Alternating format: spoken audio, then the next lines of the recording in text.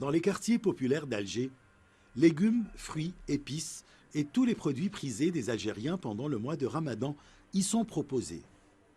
Mais avant de les acheter, les clients se tournent vers les tarifs affichés par les commerçants. Avec un calcul simple par rapport à l'année précédente, j'ai trouvé que les prix ont augmenté entre 15, 20 et 25 dinars pour chaque denrée. Quant au prix pendant le ramadan, par rapport au dernier ramadan, il y a eu une augmentation des prix d'environ 20 à 30% et certaines matières premières ont doublé voire même triplé de prix. Et c'est ce qui s'est passé en raison de la crise mondiale actuelle. Les prix sont très élevés, on ne sait pas quoi faire. Faut-il manger ou s'habiller? La hausse des prix des produits de première nécessité et la chute de la valeur du dinar a beaucoup influencé le pouvoir d'achat des citoyens.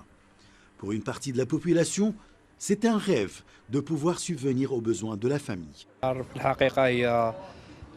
Les prix ne sont pas abordables pour tout le monde. Le citoyen moyen ne peut pas subvenir aux besoins du mois. Une terrible hausse des prix des légumes, des pommes de terre, des fruits et de toutes les denrées alimentaires.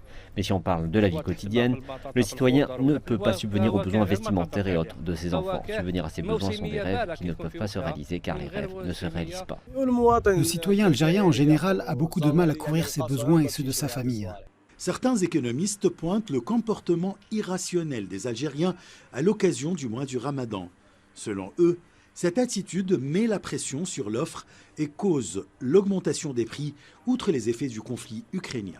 Pour parler des prix d'une manière générale, et en plus particulièrement dans le mois de Ramadan, il faut évoquer deux éléments importants. Le premier élément, c'est que la demande durant le mois de Ramadan en Algérie connaît une augmentation sensible suite au comportement des consommateurs qui fait qu'il y a un accès, il y a une demande manifeste sur l'ensemble des produits, alimentaires principalement. Maintenant, les choses se compliquent encore par la crise en Ukraine, qui fait que sur le plan psychologique, parce qu'il faut insister que les effets matériels ne sont pas encore sentis dans la mesure où les stocks ou les importations avec des prix actuels n'ont pas été opérés.